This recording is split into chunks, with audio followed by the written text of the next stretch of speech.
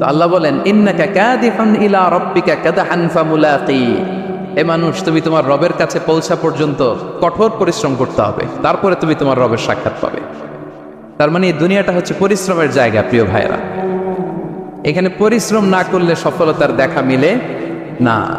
বাঁচতে হলে, সারভাইভ করতে হলে, টিকে থাকতে হলে আপনাকে পরিশ্রম করতে হবে। এই পৃথিবীতে কেউ কাউকে জায়গা করে দেয় না, এখানে জায়গা করে নিতে হয়। ঠিক কিনা বলেন? আপনি যদি পরিশ্রম করেন, পরিশ্রমে যে ঘাম ঝরে শরীর থেকে, পরিশ্রমের ঘামে জন্ম নেয় সফলতার বীজ। আপনি যখন হাড় ভাঙ্গা পরিশ্রম করবেন, এই পরিশ্রমে যে লোনা পানি বেরোবে, যে ঘাম বেরোবে, এই ঘামেই জন্ম নেয় সফলতার বীজ। এবং সফলতার কোনো শর্টকাট হয় না প্রিয় ভাইরা। অনেকে অল্পতে সফল হতে চায়, শর্টকাট খুঁজে, আছে না নাই? না, সফলতার জন্য আপনাকে লং কাটে যেতে হবে। ওখানে কোনো লিফট থাকে না, সিঁড়ি বেয়ে উঠতে হয়। অনেকে চায় যে সফলতার লিফটে উঠবো, সুইচ চাপবো, সাকসেসফুল ইন লাইফ। না, এত সহজ না, আপনাকে সিঁড়ি বেয়ে উঠতে হবে। তাহলে পরিশ্রমের কোনো বিকল্প নেই। এই দুনিয়াটা হচ্ছে পরিশ্রমের জায়গা, সংগ্রামের জায়গা। আপনি সফল হতে হলে আপনাকে পরিশ্রম করতে হবে, করতেই হবে। আর পরিশ্রমে কোনো লজ্জা নেই। আমি বিভিন্ন আমার আলোচনায় বলি, কাজে লজ্জা নেই। কিসে লজ্জা নেই? আওয়াজ করে বলুন সবাই। কাজে লজ্জা নেই। লজ্জা হচ্ছে অলসতায়, লজ্জা হচ্ছে হাত পাতায়, লজ্জা হচ্ছে অকর্মণ্যতায়। কাজে লজ্জা আছে? লজ্জা কিসে? বলেন সবাই। লজ্জা হচ্ছে অলসতায়, অকর্মণ্যতায়। যারা কাজ না করে ফুটানি মারে, ওইটাতে লজ্জা। অনেকে আছে ফুটানি মারে, আছে না নাই? কাজ করে না, সব ফুটানি। এই ফুটানিতে লজ্জা, কিন্তু পরিশ্রমে কোনো লজ্জা নেই। এজন্য আল্লাহ তাআলা বললেন, ইয়া আইয়ুহাল ইনসান ইন্নাকা কাদিহুন ইলা রাব্বিকা কাদহান ফামুলাকি। হে মানুষ, তোমার রবের কাছে পৌঁছা পর্যন্ত তোমাকে পরিশ্রম করতে হবে। হাড় ভাঙা পরিশ্রম করে আমার কাছে আসতে হবে, তবেই সফলতা মিলবে। অন্য আয়াতে আল্লাহ তাআলা বলছেন, লাকাদ খালাকনাল ইনসানা ফি কাবাদ। নিশ্চয়ই মানুষকে আমি কষ্ট এবং পরিশ্রম নির্ভর করে তৈরি করেছি। এই পৃথিবীতে টিকে থাকতে হলে তাকে পরিশ্রম করতে হয়, কষ্ট করতে হয়। এবং দুনিয়ার এই সাইকেলটা যদি দেখেন, দিন এবং রাতের যে সাইকেল, রাতকে আল্লাহ বানিয়েছেন ঘুমের জন্য, রেস্ট নেওয়ার জন্য, বিশ্রামের জন্য। আর দিনকে আল্লাহ বানিয়েছেন কর্মচঞ্চল করে, কাজের জন্য। দিনের মধ্যে কর্মস্পৃহা আছে। আল্লাহ তাআলা সূরা নাবাতে বলছেন, ওয়াজআলনান নাহারা মাআশা। আমি দিনকে বানিয়েছি কর্মচঞ্চল। দিনে আপনি কাজ করবেন, হাড় ভাঙা পরিশ্রম করবেন, তবেই সফলতা ধরা দিবে। ঠিক কিনা বলেন? তাহলে প্রথমে আমরা জানলাম, এই পৃথিবীতে পরিশ্রম করতেই হবে, পরিশ্রমের কোনো বিকল্প নেই। সফল হতে চাইলে কি করতে হবে? আওয়াজ করে বলবেন, কি করতে হবে? এবং ইসলাম এই পরিশ্রমকে উৎসাহিত করে। পরিশ্রমের মাধ্যমে যে ইনকাম, এটাকে উৎসাহিত করে। বিষ্ণু ঈসা ইসলাম বলেন, মা আকালা আহাদুন তাআমান কাত্তু খায়রান আইয়াকুলা মিন আমালি ইয়াদাই। মানুষ পরিশ্রম করে, তার দুই হাত দিয়ে উপার্জন করে যে জীবিকা নির্বাহ করে, এর চেয়ে শ্রেষ্ঠ জীবিকা পৃথিবীতে আর নেই। আল্লাহু আকবার। আপনারা যারা কষ্ট করে ঘাম ঝরিয়ে উপার্জন করেন, এই পৃথিবীতে এর চেয়ে শ্রেষ্ঠ উপার্জন আর হতে পারে? পরিশ্রম করে ঘাম ঝরিয়ে আপনি যে রিজিক এর বন্দোবস্ত আপনার হয়, এই খাবারের চেয়ে শ্রেষ্ঠ খাবার পৃথিবীতে হতে পারে? এরপর বিষ্ণু ঈসা ইসলাম বললেন, ওয়া ইন্না নাবিয়াল্লাহি দাউদ আলাইহিস সালাম কানা ইয়াকুলু মিন আমালি ইয়াদি। আল্লাহর নবী দাউদ আলাইহিস সালাম তিনি নিজ হাতের উপার্জন থেকে খেতেন। সুবহানাল্লাহি ওয়া বিহামদিহি। তিনি আর্মার বানাতেন, যুদ্ধাস্ত্র। তিনি বর্ম বানাতেন, নিজ হাতে বর্ম বানিয়ে, যুদ্ধাস্ত্র বানিয়ে বিক্রি করে সেটা দিয়ে জীবিকা নির্বাহ করতেন। আল্লাহু আকবার। তাহলে পরিশ্রমের কোনো বিকল্প নেই। শ্রমের মাধ্যমে যে উপার্জন, এটা শ্রেষ্ঠ উপার্জন। তাই শ্রমজীবী যারা আছেন, মনক্ষুণ্ণ হবেন না, মন ছোট করবেন না। You are the superhero, you are the superhero, you are the remittance fighter of our country. এজন্য রাস্তা দিয়ে যখন হাঁটবেন, বুক ফুলিয়ে হাঁটবেন, আর বস্তা ভরে টাকা নিয়ে দেশে ফিরবেন। ঠিক কিনা বলেন? বুক ফুলিয়ে হাঁটতে হবে। এজন্য আমি আমার প্রিয় মাতৃভূমি বাংলাদেশের গভর্নমেন্টকে অনুরোধ করবো, আমাদের শ্রমজীবী ভাইদের যাতে সুবিধা হয়, এই ব্যবস্থা আপনাদের করতে হবে। বিনীত অনুরোধ রাখবো। শ্রম মন্ত্রণালয়ে যারা দায়িত্বে আছেন, স্পেশালি তাদেরকে রিকোয়েস্ট করবো, আমাদের শ্রমজীবী ভাইদের যেন কোনো কষ্ট না হয়। কারণ তাদের পাঠানো রেমিটেন্সে সচল থাকে আমার দেশের অর্থনীতির চাকা। তারা ভালো থাকলে ভালো থাকবে বাংলাদেশ। Very simple. ঠিক কিনা বলেন? আমার যে ভাইটা পরিচ্ছন্নতা কর্মী, রাস্তা ক্লিন করে, এয়ারপোর্টে ওয়াশরুম ক্লিন করে, একজন পরিচ্ছন্নতা কর্মী, তারও 20 থেকে 30 হাজার টাকা বাংলাদেশে ঢুকে প্রতি মাসে। আপনি চিন্তা করতে পারেন? হ্যাঁ, 6টা মাস যদি রেমিটেন্স বন্ধ হয়, শ্রীলঙ্কার চেয়েও খারাপ অবস্থায় বাংলাদেশে চলে যাবে। Just only 6 months.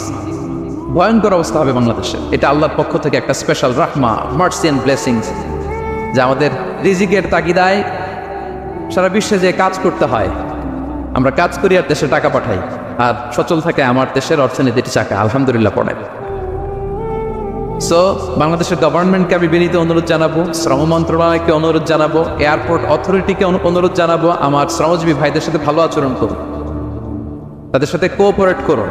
বিশেষ করে যতগুলো দূতাবাস আছে সারা বিশ্বে, বাংলাদেশের যে মিশনগুলো, দূতাবাসগুলো, আমার শ্রমজীবী ভাইদের যে কোনো কাজকে অগ্রাধিকার ভিত্তিতে আপনারা সার্ভিস দিন। এটা দিতেই হবে, ঠিক কিনা বলেন? তারা ভালো থাকলে ভালো থাকবে বাংলাদেশ। তো এই জন্য শ্রমের কোনো বিকল্প নাই।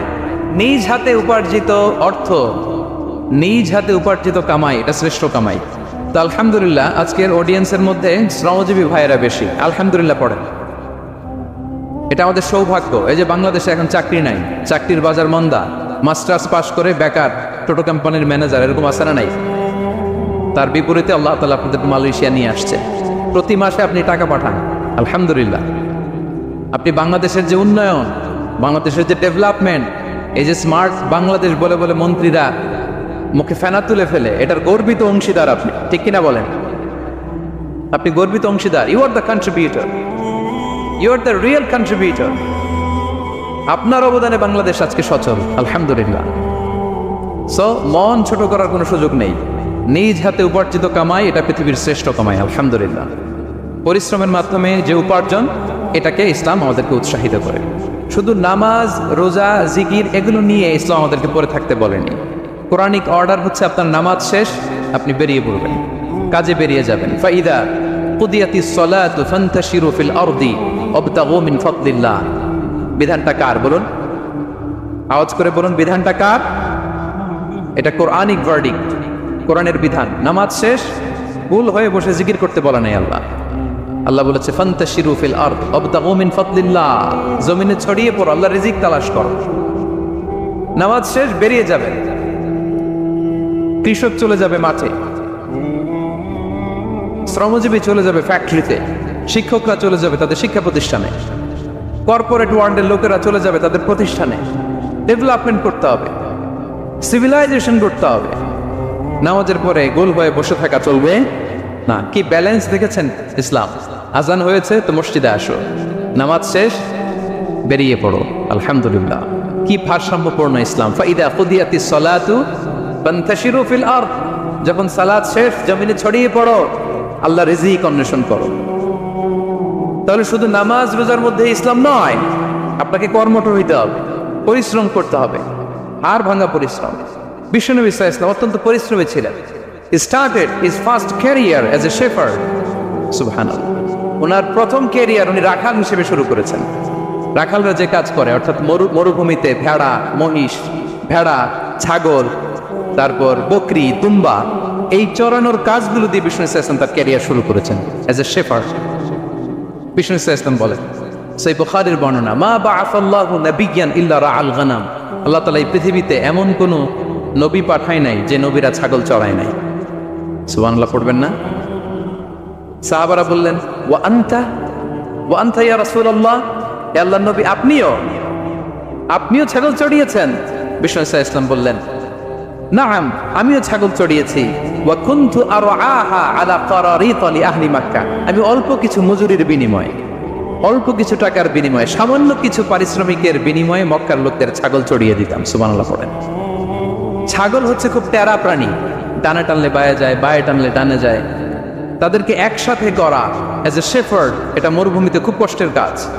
আল্লাহ তাআলা প্রত্যেক নবীকে দিয়ে ছাগল চড়িয়েছেন, যাতে করে কিছুদিন পরে নবীরা মানুষ চড়াতে পারে। সুবহানাল্লাহ।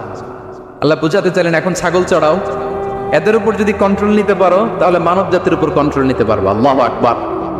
এজন্য প্রত্যেকটা নবীকে দিয়ে, সহিহ বুখারীর বর্ণনা, মা বাআসাল্লাহু নাবিয়্যান ইল্লা রাআল গানাম, আল্লাহ পৃথিবীতে এমন কোন নবী পাঠায় নাই যেই নবীকে দিয়ে আল্লাহ ছাগল চড়ায় নাই। তো বিষ্ণু ইসলাম ছাগল চড়িয়েছেন, অত্যন্ত সুঠাম দেহে ছিলেন, কর্মঠ ছিলেন। তার মানে বিষ্ণু ইসলামও পরিশ্রম করে উপার্জন করেছেন, ঠিক কিনা? ছাগল চড়াতেন, তার বিনিময়ে সামান্য কিছু পারিশ্রমিক নিতেন, মজুরি নিতেন, এতে লজ্জা নাই। এজন্য এই কথা দিয়ে শুরু করেছে যে কাজে লজ্জা নেই। এই তো বিষ্ণু ইসলামের ক্যারিয়ার গেল।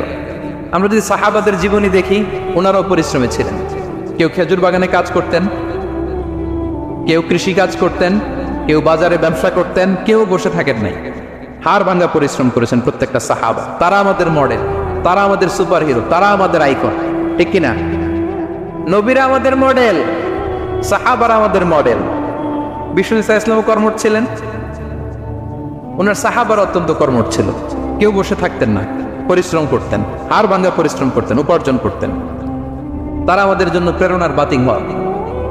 অনেক সাহাবাদের বায়োগ্রাফি থেকে আপনাদেরকে ঘটনা শেয়ার করা যাবে। আমি একজন সাহাবার জীবনী শোনাবো আপনাদেরকে। আব্দুর রহমান ইবনে আউফ রাদিয়াল্লাহু তাআলা আনহু।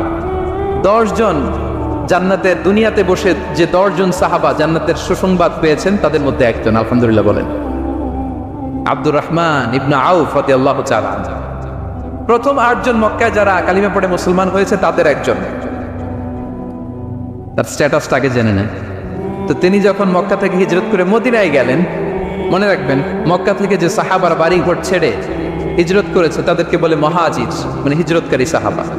আর মদিনাতে যে সমস্ত সাহাবারা তাদেরকে রিসিভ করেছেন তাদেরকে বলে আল আনসার, মানে সাহায্যকারী সাহাবা। তো যারাই হিজরত করে মক্কা থেকে মদিনায় যেত, বিষ্ণু ইসলাম মদিনার কোন সাহাবীর সাথে তার ভাই পাতিয়ে দিতেন, আল মুআখাত, ব্রাদারহুড করে দিতেন, দায়িত্ব দিতেন যে তুমি এই সাহাবীকে দেখবে।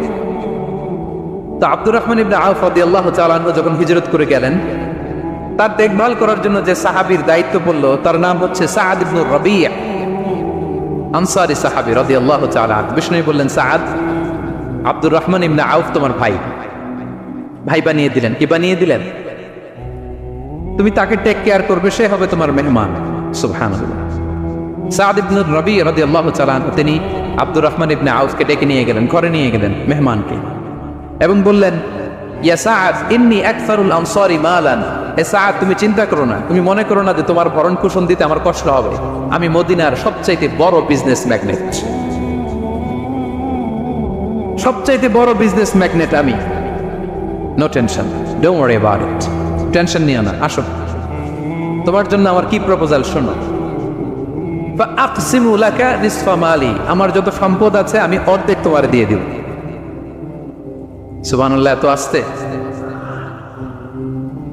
আপনার বাড়িতে কেউ মেহমান হলে করতে পারবেন এরকম? আল্লাহ, কেমন প্রেরণার বাতিঘর তারা। ফাআকসিমু নিসফা মালি, আব্দুর রহমান ইবনে আউফ, আমার অর্ধেক সম্পদ তোমারে দিয়ে দিব। এখানেই শেষ না, এরপর বলতে লাগলেন, আমার অনেকগুলো স্ত্রী আছে, তুমি কোথায় যে মেয়ে খুঁজবা, প্রস্তাব দিবা, এত ঝামেলার দরকার নেই। আমার কোন স্ত্রীকে তোমার ভালো লাগে বলো, তার যদি তোমাকে ভালো লাগে তাহলে প্রয়োজনে তাকে আমি ডিভোর্স দিয়ে দিব, তাকে নিয়ে তুমি সুখের সংসার করবে।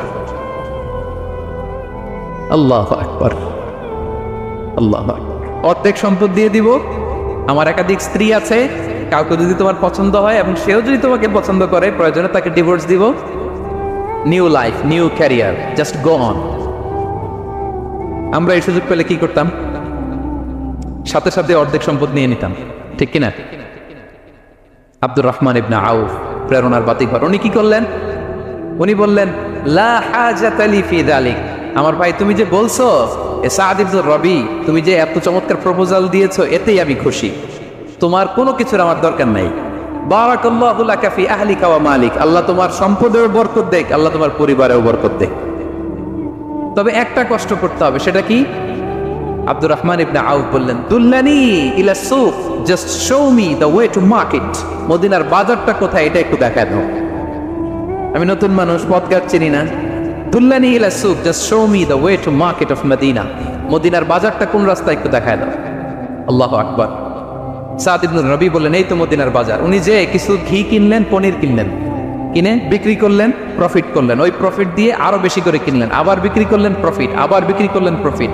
এই কেনা বেচা করতে করতে 1-2 মাসের মধ্যে উনি মদিনার one of the biggest business magnate হয়ে গেলেন। আল্লাহু আকবার। কি হাড় ভাঙা পরিশ্রমী না তারা করেছেন। একেবারে রেডি ক্যারিয়ার ছিল, গেলাম সবচেয়ে বড় বিজনেসম্যানের অর্ধেক সম্পত্তি পেয়ে গেলাম। He didn't accept the ready career. Rather, he made his own path with his own endeavor. নিজের চেষ্টায়, নিজের পরিশ্রমে, নিজের ঘাম ঝরিয়ে নিজের ক্যারিয়ার তৈরি করেছেন। চিল্লায় বলেন ঠিক কিনা? This is the biography of Abdul Rahman ibn Auf radiyallahu ta'ala anhu. সাহাবারা কতটা পরিশ্রম করেছেন, তার মানে বিশ্বনবী পরিশ্রমী ছিলেন, সাহাবারা পরিশ্রমী ছিলেন। এবং বিষ্ণু ইসা ইসলাম পরিশ্রম করতে বলতেন সবাইকে, হাত পাততে নিষেধ করতেন, কারণ দারিদ্রতা বড্ড ভয়ঙ্কর। দারিদ্রতা যার আসে সে বোঝে। বাংলা একটা কথা আছে, অভাব যখন দরজায় এসে দাঁড়ায়, ভালোবাসা তখন। হ্যাঁ, সবার মুখস্থ দেখছেন? অভাব যখন দরজায় এসে দাঁড়ায়, ভালোবাসা তখন জানলা দিয়ে পালায়। দারিদ্রতা ঈমান কেড়ে নেয়। আপনি পার্বত্য চট্টগ্রামের অবস্থা জানেন? আমাদের বাংলাদেশের পাহাড়ি এলাকার অবস্থা জানেন? ওখানে আমাদের গরিব মুসলিম ভাইদেরকে সামান্য কিছু টাকা পয়সা দিয়ে ওদেরকে খ্রিস্টান বানিয়ে ফেলতেছে মিশনারিগুলো। এই খবর তো আমরা রাখি না। দারিদ্রতা বড্ড ভয়ঙ্কর। এজন্য বিষ্ণু ইসলাম দারিদ্রতা থেকে আল্লাহর কাছে পানাহ চাইতেন। তিনি বলতেন, আল্লাহুম্মা ইন্নী আউযু বিকা মিনাল ফাকরি ওয়াল কিল্লাতি ওয়াদ-দিল্লা। ও আল্লাহ, I seek refuge with you from poverty, from insufficiency and humiliation. ও আল্লাহ, আমি তোমার কাছে দারিদ্রতা থেকে পানাহ চাই। ও আল্লাহ, আমি তোমার কাছে স্বল্পতা থেকে পানাহ চাই। ও আল্লাহ, আমি তোমার কাছে লাঞ্ছনা থেকে পানাহ চাই। পড়েন আমিন। এই দোয়াটা বেশি বেশি পড়বেন। আল্লাহুম্মা ইন্নী আউযু বিকা মিনাল ফাকরি ওয়াল কিল্লাতি ওয়াদ-দিল্লা। হে আল্লাহ, আমি দারিদ্রতা থেকে পানাহ চাই। আল্লাহ, স্বল্পতা থেকে পানাহ চাই। আল্লাহ, লাঞ্ছনা থেকে পানাহ চাই। সবাই পড়ুন আমিন। বিষ্ণু ইসা ইসলাম যে দোয়াগুলো শিখিয়েছেন, এগুলো হচ্ছে very precise in wording but comprehensive in meaning. শব্দে খুব ছোট, কিন্তু অর্থ মানুষের হৃদয়ে এটার আবেদন অনেক ব্যাপক, অনেক বেশি। আপনি সারাদিন মিলিয়েও দোয়ার মধ্যে এত সুন্দর প্রার্থনা বাক্য তৈরি করতে পারবেন না, কিন্তু বিষ্ণু ইসা ইসলাম এক বাক্যে যেটা চেয়েছেন গোটা দুনিয়াটা এর ভেতরে ঢুকে গিয়েছে। আল্লাহুম্মা ইন্নী আউযু বিকা মিনাল ফাকরি ওয়াল কিল্লাতি ওয়াদ-দিল্লা। আল্লাহ, দারিদ্রতা থেকে পানাহ চাই। বিষ্ণু ইসা ইসলাম নিজে স্বয়ং দারিদ্রতা থেকে পানাহ চাইতেন। তাহলে দারিদ্রতার সাথে আমাদের কোনো সম্পর্ক? আমরা পরিশ্রম করব, আমরা কাজ করে খাবো, কাজে কোনো লজ্জা নেই। লজ্জা অলসতায়। চিল্লায় বলেন ঠিক কিনা? এবং বিষ্ণু ইসা ইসলামের কাছে কেউ যদি হাত পাততো, যদি দেখতেন তার কাজ করার যোগ্যতা আছে, বিষ্ণু ইসা ইসলাম ভিক্ষা দিতেন না, কাজে উৎসাহিত করতেন, ভিক্ষাবৃত্তিকে অনুৎসাহিত করতেন। এক যুবক এসে হাত পাতল, বিষ্ণু ইসা ইসলাম আমার কিছু দেন। নয় বললেন, তুমি তো শক্ত সামর্থ্য মানুষ, বাসায় কি আছে বলো? সে বলে, আমার বাড়িতে একটা পানি খাওয়ার জগ আছে আর একটা চাদর আছে। বিষ্ণু ইসা ইসলাম বললেন, নিয়ে আস। সে নিয়ে আস। এবার বিষ্ণু ইসা ইসলাম চাদর আর জগ দুইটা নিয়ে সাহাবাদেরকে বললেন, মাইয়াশতারি হাদাইন, কে কিনবে? অকশন চিনেন? অকশন, অকশনে কি করে? নিলামে দাম তোলে না? রাসূল সাল্লাল্লাহু আলাইহি ওয়াসাল্লাম তার চাদর আর জগটা নিলামে তুললেন। এই কে কিনবে? মাইয়াশতারি হাদাইন, মাইয়াশতারি হাদাইন। একজন বলল, ফাকালা রাজুল আনা আখিযুহুমা বিদিরহাম, ইয়া রাসূলুল্লাহ, আমি 1 দিরহামে কিনবো। কয় দিরহাম? বিষ্ণু বললেন, 1 দিরহাম, 1 দিরহাম, 1 দিরহাম। মানে এর চেয়ে কেউ বাড়াবে কিনা? মাইয়াজিদু আলা যালিক, এর চেয়ে বাড়ায় দিবা কে? আরেক সাহাবী বলল, ইয়া রাসূলুল্লাহ, আমি 2 দিরহামে কিনবো। 2 দিরহাম, 2 দিরহাম, 2 দিরহাম। আর বাড়ে না। বিষ্ণু সাল্লাল্লাহু আলাইহি ওয়াসাল্লাম তার কাছে 2 দিরহাম দিয়ে বিক্রি করে দিলেন। 2 দিরহাম নিয়ে যুবককে বললেন, নাও, এই 1 দিরহাম দিয়ে কিছু খাবার কিনে তোমার ফ্যামিলিকে দিয়ে আস। আরেক দিরহাম দিয়ে একটা কুঠার কিনে নিয়ে আস। তো যুবক কুঠার কিনে আনলো। ফাওয়াদাআ লাহু আর-রাসূল সাল্লাল্লাহু আলাইহি ওয়াসাল্লাম ইয়াদান। রাসূল সাল্লাল্লাহু আলাইহি ওয়াসাল্লাম নিজ হাতে ওই কুঠারের একটা হাতল লাগাই দিলেন কাঠের। শুধু কুঠার দিয়ে তো হবে না, একটা হাতল থাকতে হবে না? বিষ্ণু সাল্লাল্লাহু আলাইহি ওয়াসাল্লাম ওনার মোবারক হাতে, বরকতময় হাতে ওই কুঠারে একটা হাতল লাগাই দিলেন। এবার বললেন, যাও, 1 দিরহাম দিয়ে কুঠার, আরেক দিরহাম দিয়ে খাবার কিনে আনো। এই কুঠার দিয়ে জঙ্গলে যে কাঠ কেটে লাকড়ি বেচে জীবিকা নির্বাহ করো। সামনের 15 দিন আমার সামনে যেন তোমার ঘুরঘুর করতে না দেখে। এ বেচারা গেল, 1 দিরহাম দিয়ে ফ্যামিলিতে খাবার দিল, আর লাকড়ি নিয়ে কাঠ কাটতে না কাটতে কয়েকদিনের ব্যবধানে ও 10 দিরহাম কামাই ফেলছে। আস্তে আস্তে আস্তে আস্তে সে স্বাবলম্বী হয়ে গেল। এরপর একবার বিষ্ণু ইসলামের কাছে আসছে। বিষ্ণু ইসলাম তারে বলে, মানুষের কাছে হাত পাতার চেয়ে, দুয়ারে দুয়ারে ভিক্ষা করার চেয়ে তোমার মতো এরকম কাঠ কেটে, জঙ্গলে কাঠ কেটে বাজারে বিক্রি করা অনেক ভালো। আল্লাহু আকবার। এই হচ্ছে বিষ্ণু ইসলামের ক্যারেক্টারিস্টিক্স। তিনি ভিক্ষাবৃত্তিকে অনুৎসাহিত করতেন। এই যে গল্পটা, what is the moral of the story? কি শিখলাম? 1 নম্বর যেটা শিখলাম, তিনি কাজ করে খেতে উৎসাহিত করেছেন। চাইলেই বিষ্ণু ইসলাম ওই দুইটা জিনিস বিক্রি করে 2 দিরহাম দিয়ে বলতে পারতেন যাও 2 দিরহাম দিয়ে খাবার কেনো, ওই বেলা খেয়ে রাতের বেলা আরেক দুয়ারে যে ভিক্ষা করতো, ঠিক কিনা বলেন? কথা বুঝতেছেন? 2 দিরহাম দিয়ে যদি খাবার কিনতো তো দুপুরে খেয়ে রাতে কি করতো? আবার হাত পাততো। সেটা করে নাই, কাজ করে খেতে উৎসাহিত করেছেন এবং স্থায়ী সমাধান করে দিয়েছেন। কারণ কাজই, কাজে কোনো ছোট বড় নাই। আছে? কাজে কোনো ছোট বড় আছে না। তাহলে ইসলাম আমাদেরকে পরিশ্রমী হতে শেখায়, কর্মমুখী হতে শেখায়। ইসলাম কতটা কর্মমুখী ধর্ম দেখেন। বিষ্ণু ইসলাম বলেন, ইন কামাতিস সাআ ওয়া ফি ইয়াদি আহাদিকুম ফাসিলা। কেউ যদি দেখে কিয়ামত হয়ে যাচ্ছে, কি হয়ে যাচ্ছে? সবাই বলুন। কেউ যদি দেখে কিয়ামত হয়ে যাচ্ছে আর তার হাতে একটা চারা বীজ আছে, গাছের চারা। কি আছে? গাছের চারা। সে গাছের চারা রোপণ করতে গেছিল, ওদিকে যায় দেখে কিয়ামত শুরু হয়ে গেছে। বিষ্ণু বলেন, ফাইন ইসতাতাআ আন লা তাকুমা হাত্তা ইয়াগরিসাহা ফালইয়াগরিসহা। সে যদি পারে কিয়ামত হওয়ার আগেই ওটা রোপণ করে দিতে, সেজন্য তাড়াতাড়ি করে রোপণ করে দেয়। আল্লাহু আকবার। ইসলাম কতটা কর্মমুখী ধর্ম। কিয়ামত শুরু হয়েছে, বিষ্ণু বলেন তার উপর কিয়ামত আসার আগে সে যদি চান্স পায় চারা বীজটা যেন রোপণ করে দেয়। আর আমরা এখন আখিরুজ্জামান, দাজ্জাল আসবে, কিয়ামত হয়ে যাবে, 2025 সালেই হবে, এগুলো বলে কাজকর্ম সব বন্ধ করে দিচ্ছে। এরকম ডাকাইতে আছে না নাই? হ্যাঁ বলেন, আছে না নাই? তা আখিরুজ্জামান কি আপনারা এটা শিখায়, এই লেসন শিখায়? আখিরুজ্জামান আসবে, দাজ্জাল আসবে, তো আপনার সমস্যা কি? দাজ্জাল আসবে দেখি তো আপনাকে বিজনেস করে এমন টাকা কামাইতে হবে যাতে করে দাজ্জাল আসলে আমি আমার অর্থ দিয়ে মুজাহিদিন ভাইদেরকে সহায়তা করতে পারি। দাজ্জাল আসবে তো আপনার প্রবলেম কি? আপনার বডি বিল্ডিং করতে হবে, আপনার ফ্যামিলিকে তারবিয়া দিতে হবে, আপনার সোসাইটিকে সমৃদ্ধ করতে হবে, আপনাকে সভ্যতার কারিগর হইতে হবে। আপনার সব কাজ আপনি আরো বাড়াই দিবেন দাজ্জালের প্রশ্ন আসলে। এখন দাজ্জাল আসবে, 25 সালেই আসবে, 26 সালেই কিয়ামত হবে। কি হবে ক্যারিয়ার দিয়ে? আর কি হবে ব্যবসা করে? এরকম আছে না নাই? এরকম করা যাবে? বিশ্বনবী কি বললেন? কিয়ামত হইতেছে, তুমি দেখতেছো চাক্ষুষ বিলা আয়ান, দেখতেছো কিয়ামত হইতেছে, আর তুমি গাছ লাগাইতে গেছিলা। যদি সুযোগ হয় কিয়ামত হওয়ার আগে আগে কি করো? গাছ লাগাও। সুবহানাল্লাহ পড়বেন না?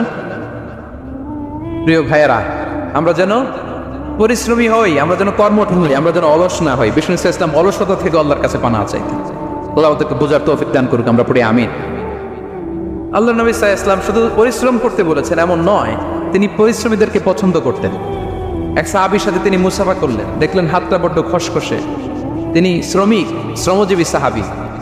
এটা যখন তিনি শুনতে পেলেন, তিনি পরম মমতায় আলতো করে ওই শ্রমিক সাহাবীর হাতে তিনি চুমো খেলেন। আল্লাহু আকবার। এবং ওনার আন্ডারে যারা কাজ করত তাদের সাথে বিষ্ণু ইসলামের যে আচরণ, ওনার যে শ্রমিক, ওনার যে খাদেম, তাদের সাথে বিষ্ণু ইসলামের যে ডিলিং শুনলে আপনি অবাক হয়ে যাবেন। আপনি কারো ব্যাপারে যদি রিয়েল ইনফরমেশন চান, আপনি কয়েকটা জায়গায় নক করতে হবে। 1 নম্বর, ধরেন যে একজন বড় সাহেব, তার আসল তথ্য যদি চান তার বউকে জিজ্ঞেস করেন। কারা জিজ্ঞেস করবেন? ওয়াইফকে জিজ্ঞেস করবেন, স্ত্রীকে, আসল তথ্য পাবেন। 2 নম্বর, তার বাড়ির দারোয়ানকে জিজ্ঞেস করবেন। কাকে? 3 নম্বর, তার ঘরের কাজের বুয়া, সব জানে উনি, ওই কাজের বুয়া থেকে রিপোর্ট নেবেন, ঘরে যে কাজ করে। 4 নম্বর, তার ড্রাইভার, দারোয়ান, কাজের বুয়া, ওয়াইফ, এদের কাছ থেকে যদি আপনি জিজ্ঞেস করেন, ফলের বিড়াল বেরিয়ে আসবে। ঠিক কিনা বলেন? তা আসেন বিষ্ণু ইসলামের যে খাদেম, কর্মচারী, তারা একটু জিজ্ঞেস করে বিষ্ণু ইসলামের আচরণ কেমন ছিল। বিষ্ণু ইসলামের খাদেমের নাম হচ্ছে আনাস রাদিয়াল্লাহু আনহু। আলহামদুলিল্লাহ, খাদিমুর রাসূলিল্লাহ, বিষ্ণু ইসলামের খাদেম।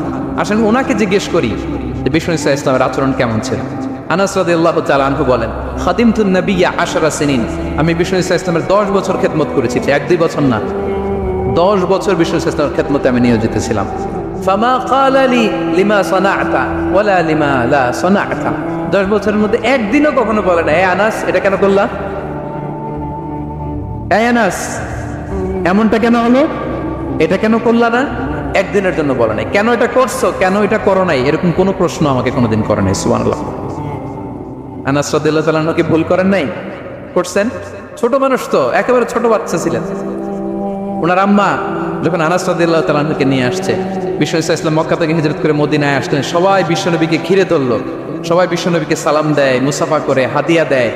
আনাসের মা চোখের পানি ছাড়ে, বিশ্বনবীর কাছে লজ্জায় এসে বলে, ইয়া রাসূলুল্লাহ, সবাই আপনাকে উপহার দেয়, সবাই আপনাকে হাদিয়া দেয়, আমি আপনারে কি হাদিয়া দেব? হাদিয়া দেওয়ার মতো কিছু নাই আমার এই কলিজার টুকরা আনাস ছাড়া, আমি আনাসকেই আপনারে হাদিয়া দিয়ে দিলাম।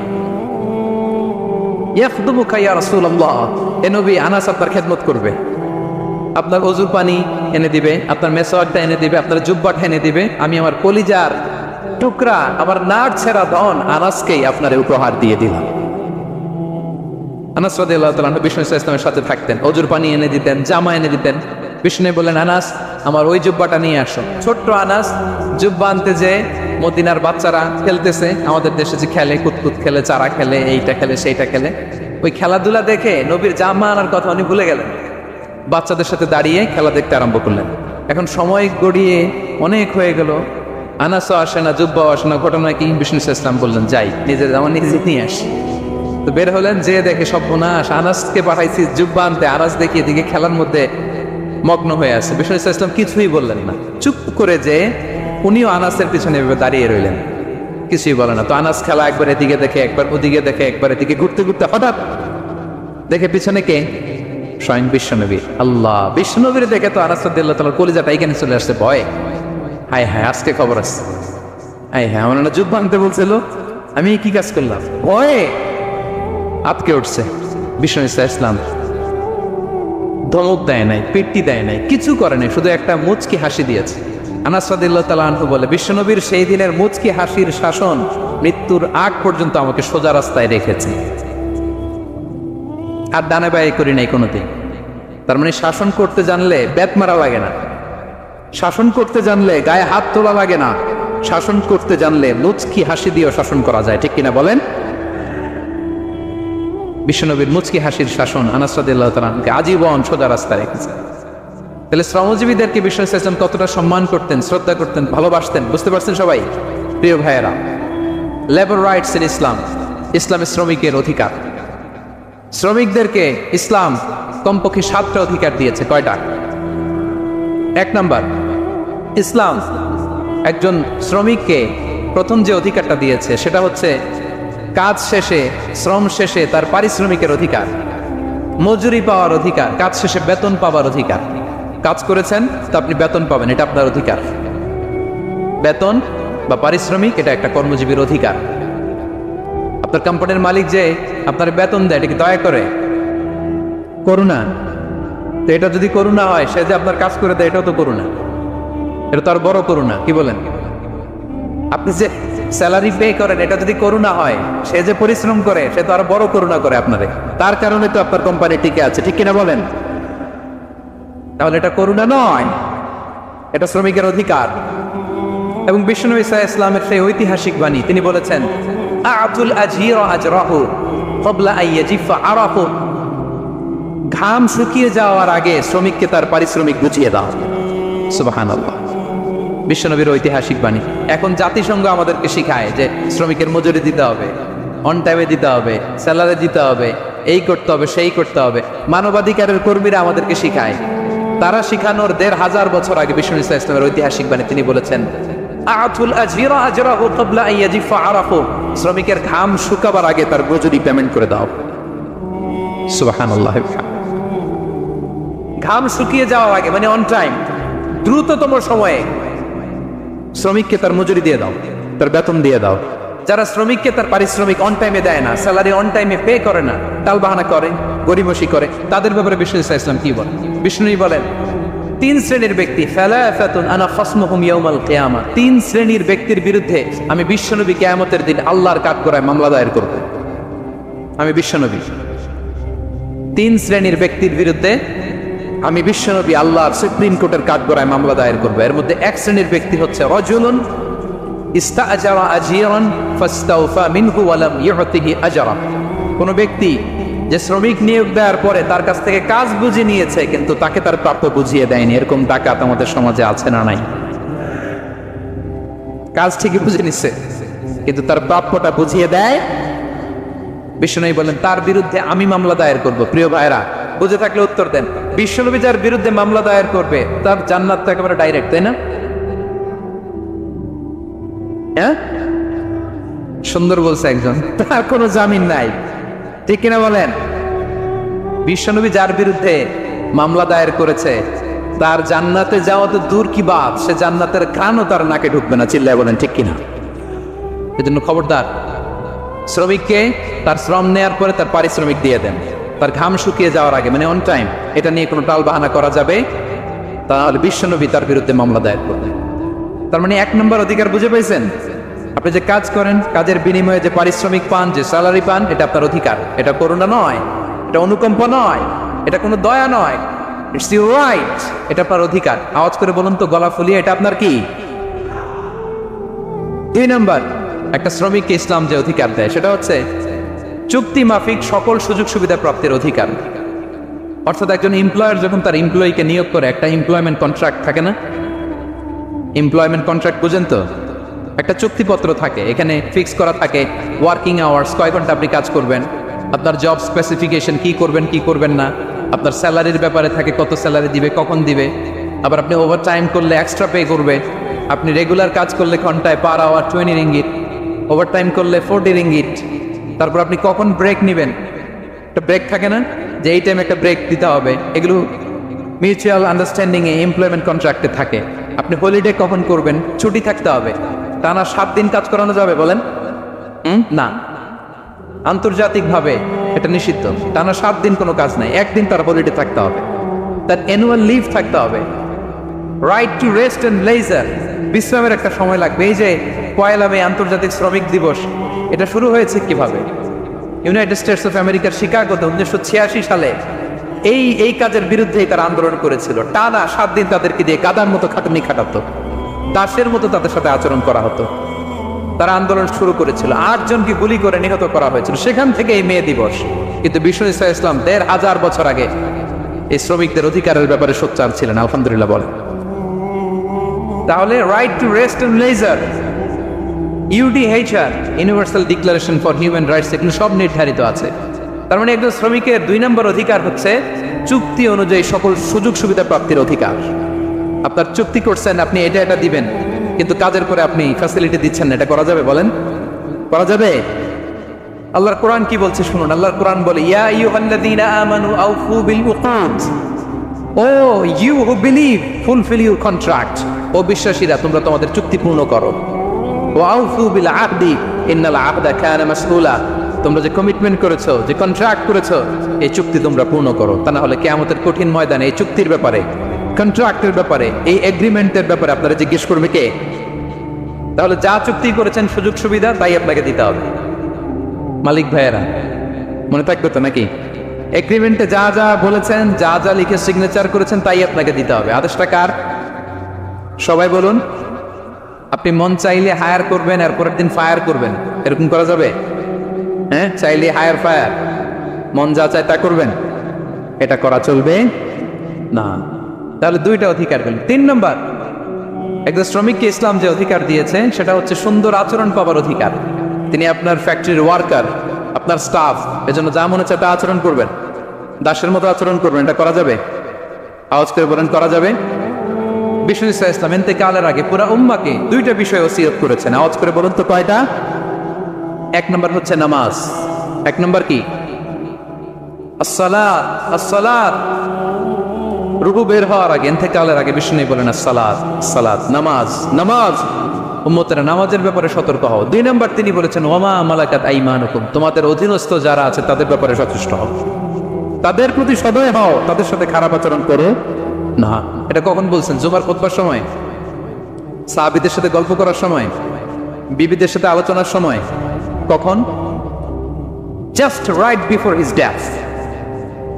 এখনই রুহু বেরোবে, ইন্তেকালের আগে তিনি বলেছেন উম্মতেরা আসসালাত, নামাজ, উম্মতেরা ওমা মালাকাত আইমানুকুম, তোমাদের কর্মচারীদের সাথে খারাপ আচরণ করো না।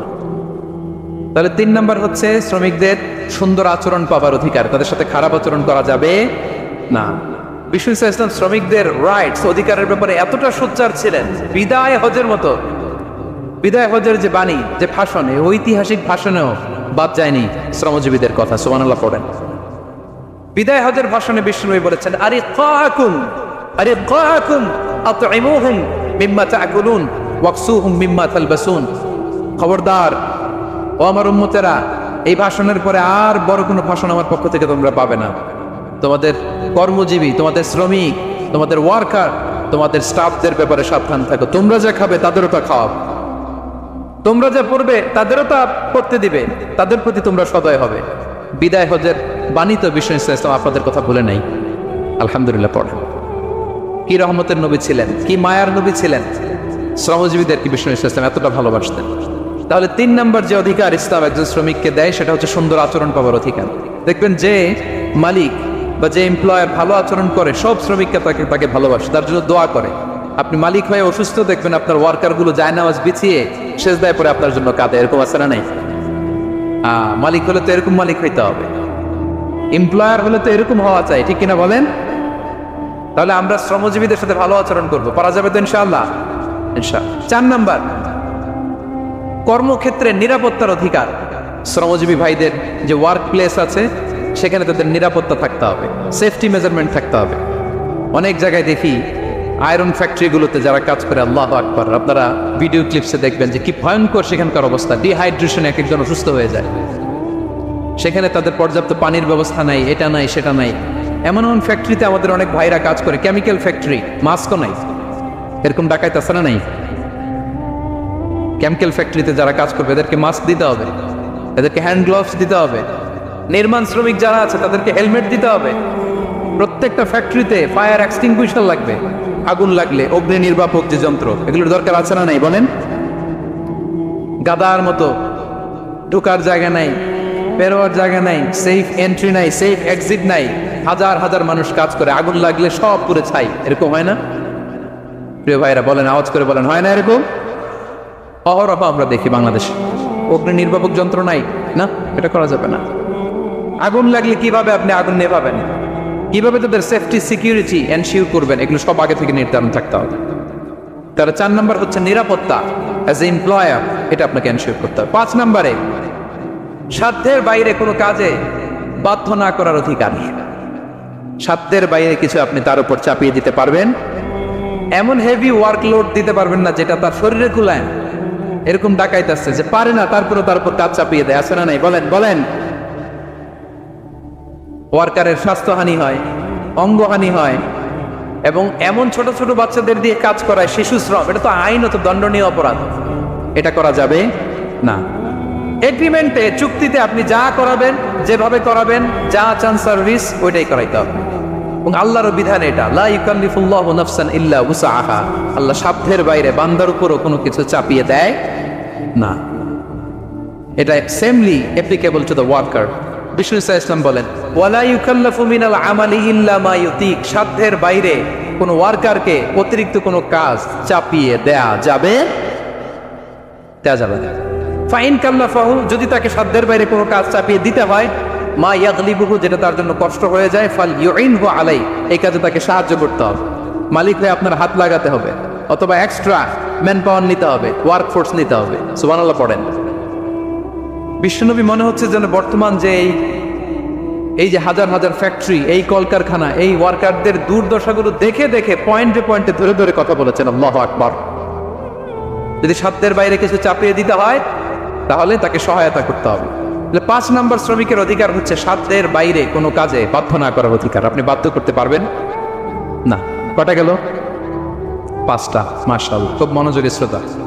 6 নম্বরে শ্রমিকের উপর আল্লাহ যা যা ফরজ করেছেন তা আদায়ের অধিকার দিতে হবে আপনাকে। সালাতের সময় হলে তাকে নামাজ পড়তে দিতে হবে। নন মুসলিম হলে এটা ভিন্ন ইস্যু, তখন আপনি চেষ্টা